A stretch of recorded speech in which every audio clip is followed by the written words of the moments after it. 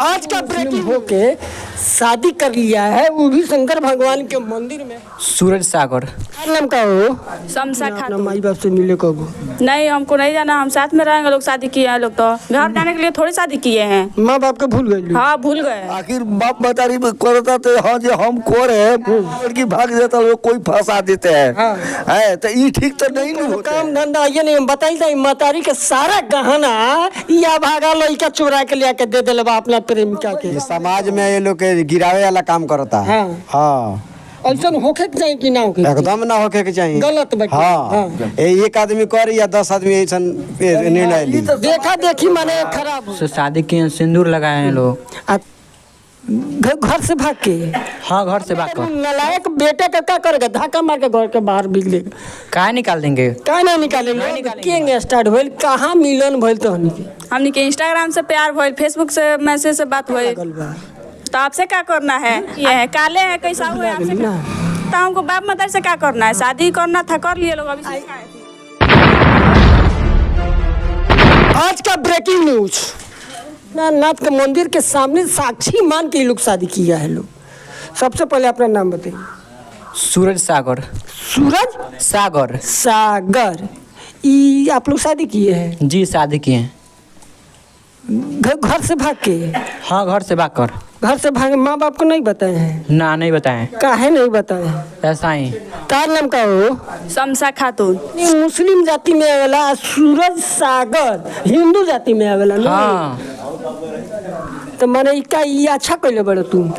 हमारे हिसाब से तो अच्छा हुआ है। तो अपना हिसाब से अच्छा कैले बड़ा। हाँ। हाँ। अब बाप मतरिया कहाँ गई? उससे हमको कोई लेना देना नहीं है। जो बाप मतारी तरह के इतना बड़का पोस पाल के बड़ा कर दिलक, और बाप मतारी से कुछ कोनो मतलब नहीं है ना। घरवा से निकाल दी तो कटोरा उठा उठा के भीख मांग के तो तू खइब। काहे निकाल देंगे लो? कहा नहीं निकाल देंगे? जब बाप मतारी के मन से जब बेटा नालायक निकल जाएगा तो बाप मतारी उन नालायक बेटे का क्या करेगा? धक्का मार के घर के बाहर बिगलेगा।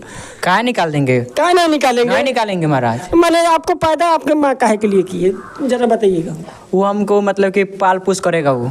हाँ, उसलिए। बस उतना ही के लिए? हाँ। शादी भी आपने और उसको खिलाएगा हमको। हाँ हाँ, उसी के लिए। हाँ। कहो बहुत बढ़िया काम कर ले बड़ू। हाँ, अच्छा किए हैं, अच्छा किए हैं। अच्छा ये बताओ नहीं तोहनी के प्यार केंग स्टार्ट भइल, लव केंग स्टार्ट भइल, कहाँ मिलन भइल तोहनी के? हमने के इंस्टाग्राम से प्यार भइल, फेसबुक से मैसेज से बात हुई।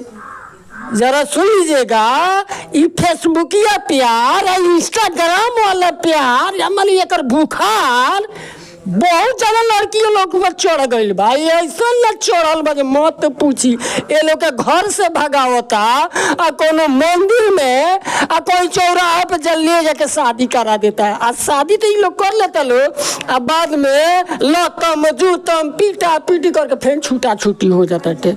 का ऐसा होगा? ना, ऐसा तो नहीं होगा। मोहर मारल बा, ठप्पा लगल बा। तो आपसे क्या करना है? आपसे क्या करना है? बाप मतरी के भुला गलियो है कर लूठा प्रेमी पर। हाँ, तो क्या हुआ? काले कौन लायक बड़े? काले है तो क्या हुआ? तो अपन चेहरा देख लू। हाँ, तो हम तो अपना चेहरा देखबे किए हैं। काले है, कैसा हुआ? आपसे क्या करना है? काले हैं तो लेकिन दिल वाले हैं ना। हाँ, काले है तो क्या हुआ? दिल वाले हैं। अब बाप मतरी के भुला गलू ना। तो हमको बाप मदर से क्या करना है? शादी करना था, कर लिए लोग। अभी से क्या थी है? आई इनकर बाप मतरी तार के घरों में घुसे दी, तू हो मुस्लिमी हो हिंदू। हाँ, काहे नहीं घुसने देंगे? हम लोग शादी किए लोग तो एकदम रखेंगे लोग। जोर जबरदस्ती। हाँ, एकदम रखेंगे लोग। सास ससुर तो झोटा में धरी हाथ धर के घर के बाहर। ऐसा तो कुछ नहीं होगा, नहीं लेकिन होगा। रखेंगे लोग, एकदम रखेंगे लोग। तू माने साथ इनका तो जादू तो ना कर दल बड़ू का? ना, हम तो कुछ नहीं किए हैं। ना हमरा तो बुझाते इनका के कुछ खिया पिया देले बड़ू, तारा प्यार में साफ भोरा गल बले, मोरे खातिर तैयार हो गल ना। हाँ। हाँ, कौन सी खियोले रहली तारा के? कहाँ कुछ खेले बड़े? ना कुछ खियोले बड़ी तबे हई जादू कइले वाली प्यार के तारा ऊपर। इनकरा बात से हमारा बात से चल गइल बा पूरा जादू। जादू चल गइल बा। बाप रे बाप, पागलपन नहीं कही जे इनका बिना नहीं खन जी सकत। अब बाप मतरी भले उ खाए चाहे भूखे मरे, उससे कोनो मतलब नहीं है, लेकिन प्रेमिका भूखे ना सुतत आ इनका भी। ई लोग सही किया है, हिंदू मुस्लिम होके शादी कर लिया है, वो भी शंकर भगवान के मंदिर में। तो कितना अच्छा किया है लोग। आप लोग कमेंट जरूर कीजिएगा। कितना साल के तार उम्र हो? 18 साल। तार हो 18। कानून बालिक बालू 18 भगवानों का बना के भेज कि ना अपना माई बाप से मिले कबो? नहीं, हमको नहीं जाना, हम साथ में रहेंगे। लोग शादी किए हैं, लोग तो घर जाने के लिए थोड़ी शादी किए हैं। माँ बाप के भूल गए? हाँ, भूल गए। बारे बेटी बा इतिहास रच देली। तो ऐसा बेटी लोग खातिर कमेंट कल जरूरी बाटे जे इनका खातिर जरूर जो बारे बेटी बाप मातारी के भूल गई माने के बड़े। आजकल समाज में का चल रहल बाटे इस समझ में नहीं आवत। हमनी के ऐसा ऐसा वीडियो बनावे के नहीं सचात, लेकिन मजबूरी हो जाता समाज के देखावे के पड़े ताकि समाज सुधरो। कि समाज की जो गंदगी फैलता है गंदगी पे रोक कैसे लागू। हमनी के वीडियो देखावे के मेन मकसद ये होला। ठीक है कर दहल हमार हस्बैंड के ह। आई कान के बाली के इनकरे ह। आई झुमके के सब इनकरे ह। इनके देहल हाँ। शादी इनसे किए हैं तो कौन दूसरा कोई देगा? कि मतारी के सब चोरा के लिया कि इनके के दे देले बड़ा। सब पैसा से खरीदे हैं अपना काम कोनो करला निकामा आदमी कोनो काम धंधा ये नहीं बताई जाए। मतारी के सारा गहना या भागा लइका चोरा के लिया के दे देले बा अपना प्रेमिका के। चोरी वाला थोड़ी है, चोरी वाला थोड़ी है। हम लोग साथ में जाके खरीद के लाए हैं लोग। तू कौन काम करेलू? ऐसा ही पढ़ाई वढ़ाई करते हैं, कुछ ऐसा ही कुछ करते हैं। स्कूल में पढ़े चालू की कमाए चालू बताओ? नहीं, ये जाके मेरे साथ में खरीदवाए हैं। तू कौन काम करेला? हाँ, पढ़ाई भी करते हैं, उसके साथ साथ भी काम भी करते हैं। हाँ। अका मतारी के गाना चोरा के दे देते हैं। ऐसा कोई थोड़ी बात है, अपना पैसा से जाकर खरीद कर दुकान से लाए हैं, पहनाए हैं, उसके बाद से मंदिर में आए हैं, माला से शादी किए, सिंदूर लगाए हैं लोग। आ तहारा से ज्यादा पैसा वाला आ ज्यादा स्मार्ट लड़का मिल जाए आ तहारा के छोड़ के चल जा तब तहार का हाल हुई?